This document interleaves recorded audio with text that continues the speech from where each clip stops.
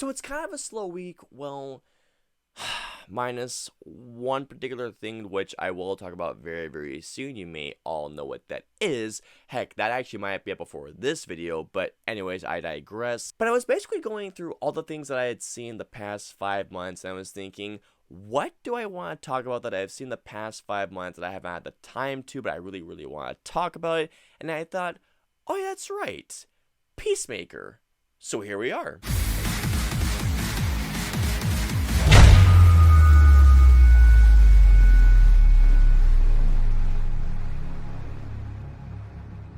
So Peacemaker is a sequel slash spin-off to the Suicide Squad, which, as you all know, my favorite film of last year. And well, yeah, I love this fucking movie, guys. I love this movie so much, and honest to God, guys, it may be becoming one of my favorite films of all time. I am dead serious. Yes, it is not a perfect film, but the joy this movie gives me is just unfathomable.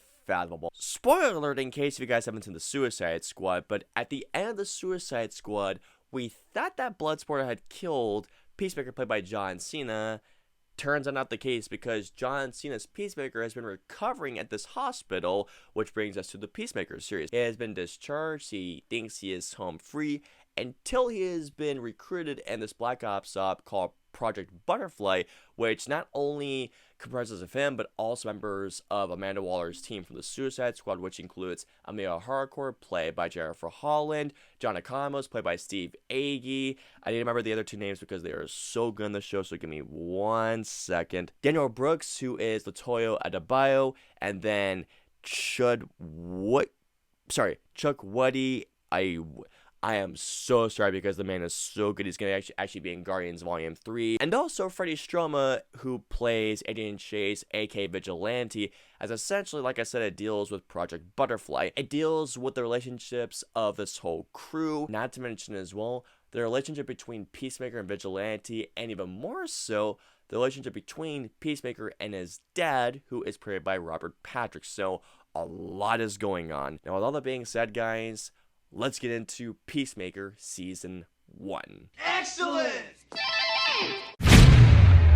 I was so hyped for Peacemaker. This was actually my most anticipated show of the entire, yes, more than Moon Knight, more than Stranger Things, as blasphemous as that might sound to some people, but I was so damn hyped for Peacemaker, knowing how much I love the movie, knowing how much I love John Cena as the character, and especially knowing that James Gunn was writing all the episodes and directing the majority of them. I think he made about 5 of them, if I remember correctly. Yeah, I made about 5 of them. I got really, really excited. Guys, I'm telling you all right now, from the first episode, I was hook, lined, and synced, and by the end, I clapped and I almost cheered. This show, honest to God, guys, is legitimately, I'm going to repeat myself later on when I give my overall score to which I think you all could probably guess it. This is, honest to God, one of the best season 1s of TV I have ever seen, and I am dead serious when I say this. Getting on into the performances, before I talk about the main star, John Cena, I want to get into the couple of cast members here really quick. Now, starting off with Steve Agee as John Economos, I thought he was great. Steve Agee, for those of you who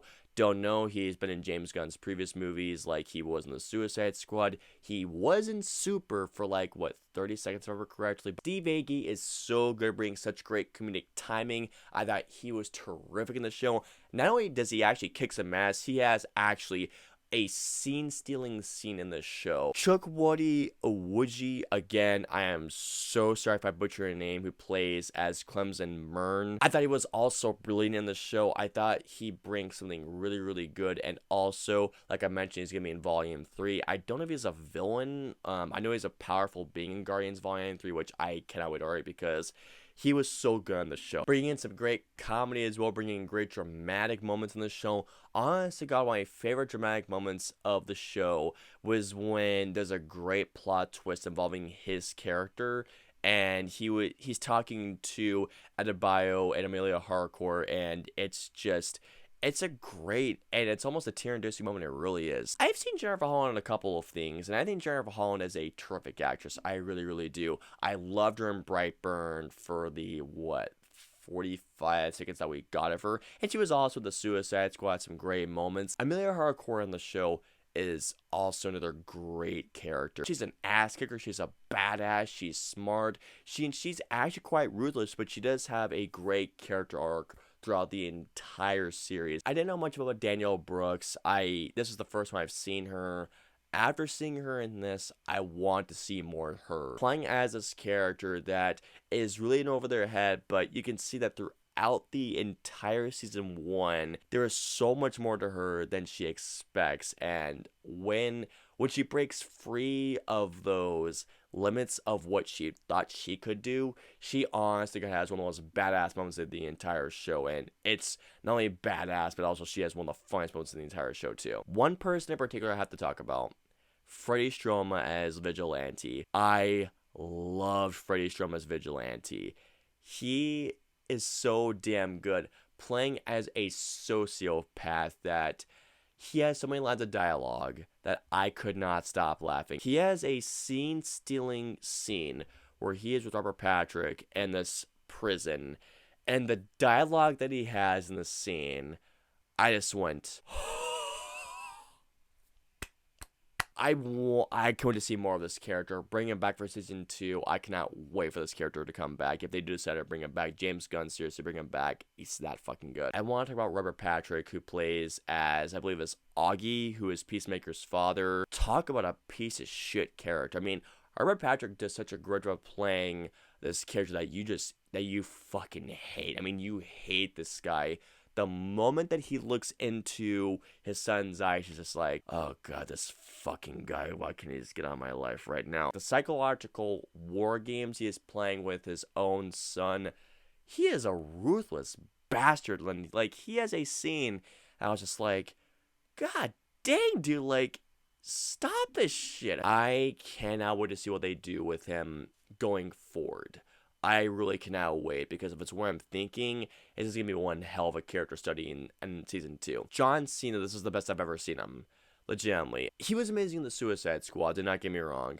But there's a particular moment in that movie that honest to God, it showcased potential of him saying, you know what? As a comedic actor, he is brilliant, but dramatic acting, I never saw it. Suicide Squad showed potential of it. And this show... I don't know what the hell James Gunn did. It's like he brought out the best of his dramatic acting ability, because John Cena on the show, not only is he great, I mean, he is phenomenal comedic-wise, but as a dramatic actor, his dramatic sensibilities in the show have increased so much. And not only do I see him as a leading man as a TV series, give him the right director, I guarantee you he will blow you away as a leading man in a movie. Really, his character arc is a continuation from the events of the Suicide Squad. By the start of the TV show, you can see that he's having this moral dilemma with himself and saying, you know what, I'm still gonna do this, but there has to be a reason for this to be happening. We see this great evolution of a character that, yes, he can still be an asshole that you like being around, even if he says some really stupid and really bad stuff. He's still the asshole that will still help out his friends, nonetheless. One thing in particular I want to talk about is the directing of the show. James Gunn did create the show, and he directed 5 of the episodes. He did 1, 2, 3, 6, and 8. And his work on the show is terrific. But I can't discount the other directors, because Jody Hill did episode 4, Rosemary Rodriguez did episode 5, and I believe Brad Anderson did episode 7. These guys came to play.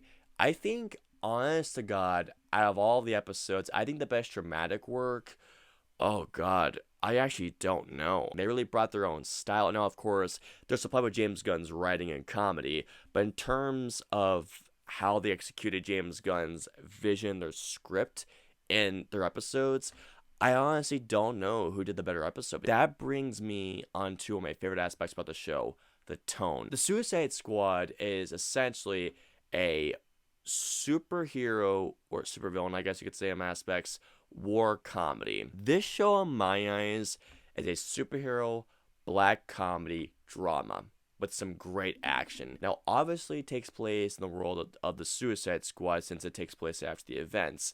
But honest to God, guys, this show felt more like the lines of Super meets Slither. I cannot believe he married the tones of Super and Slither and combining it with the world of the Suicide Squad. Now, this is how I felt watching it, but I love Super. I mean, Super is one of the most underrated films I've ever seen. If you haven't seen Super, guys, please watch it. It's such a damn good movie. If you love Super, if you love Slither, and if you love the Suicide Squad, this is seriously a match made in heaven for you. The opening credits of Peacemaker might just be one of the greatest opening credits I've ever seen. And like I said before to you guys, I said Super.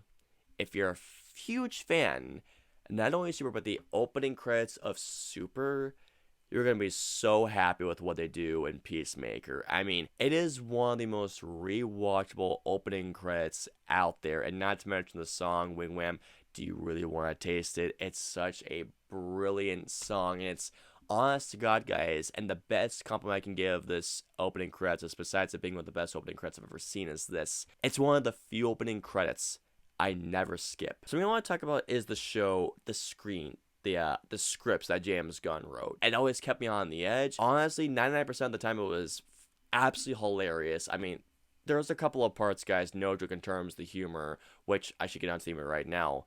The humor had me laughing 99% of the time. I mean, I thought the show was flat out hilarious. There's a moment, like I mentioned before, with Vigilante in the prison along with Peacemaker's dad and the inmates, which I thought was hilarious. There's a moment where Peacemaker is naming off all these names for John Economos after a PowerPoint presentation. This part was hilarious. It's a part involving Amelia Harcourt has a great line. Economos has some great moments. There's a moment with Judo Master, to which I forgot to mention Judo Master. I love Judo Master in the show. I thought Judo Master was great. There's a particular moment between not only him and Peacemaker in episode 3, but I believe this is an episode, I want to say 6 or 7. I want to say 6, but it's either one of those 2 episodes. And it involves some of these 2 guys near a store. Oh my god, it had me cracking up so much. One particular thing I did love about the show's writing is this. It does deal with some issues going on in today's age, in today's world, in the world that we live in. And the thing I loved about the show is this even more so. It never shoves it in your face, never shoves it down your throat. It's always presented there. And though that James Gunn weaves and everything, I thought was just absolutely brilliant. I thought it was terrific. I love the music. And for those of you who know me personally, I love rock and I love metal. I love those genres. And the songs that James Gunn chose in the show, I swear to God, guys, I've been listening to the Peacemaker playlist in my car ever since the show came out. The action of the show, it's awesome. But I thought for the most part, the action was so well done. It feels real. You could feel every single hit. There's a brittle scene between Judo Master and Peacemaker. There's also a great scene involving Peacemaker and his dad and his followers. I'm just gonna say that right now without spoiling too much for you guys, but let me say this right now. In episode 7 there is a terrific action scene, and the season finale, this action scene I'm thinking about right now, it's making me smile. Well, that's just fucking great. Going on to my issues, there's only really 2 things I can think of. They're really small, minute issues that really don't drag down my love of the show at all. One of them is the humor. Sometimes there may be a joke or 2. There's a couple of jokes where I was just like, okay, it didn't really hit as hard, but just didn't work. I will say an action sequence or 2 I thought was pretty heavily edited. Otherwise, not really that much. And here we go. So overall, Peacemaker Season 1, I loved Season 1 of the show so much. Minus the small flaws that I had, it has not dragged down my love for Season 1. I love Season 1 so much I actually bought a t-shirt, this one that they have been promoting all around. The performances are great. The story took me in so many directions I wasn't expecting. I can't wait to see how certain things go into Season 2. It's fucking hilarious. It has great dramatic moments, terrific action scenes, an awesome soundtrack, and the ending left me wanting so much more. Give me Season 2 right now. So guys, with all that being said, all in all, I'm going to give Peacemaker Season 1 a 5 out of 5. I can't get over how much I love this show. I've been speaking the show's praises to everybody I know. I know I'm 2 months late, or 4 months late even for the show. I do apologize, but I still want to talk about it nonetheless. If you haven't seen the show, and if you have HBO Max, stop what you're doing right now. Watch the show. You can actually binge season 1 an entire day. It's binge worthy. I swear to God, guys. But not really. Simply put, guys, watch the fucking show. So comment down below and let me know. Have you guys seen Peacemaker? What did you all think? Did you like the show? Did you even hate it? Let me know below. If you guys want to follow me on social media, I'm on Facebook, Twitter, Instagram, and Twitch. I'm also on Snapchat. So if you want to follow me on all those social media platforms, all the links to the usernames in the description below. I hope you all enjoyed my review of Peacemaker Season 1. If so, please hit that like button. Also subscribe and don't forget to that notification bell for my latest review goes live. If you guys want to see my previous 2 reviews, please click on the right there or right there. And of course, my next review goes live. I'll see you all next time.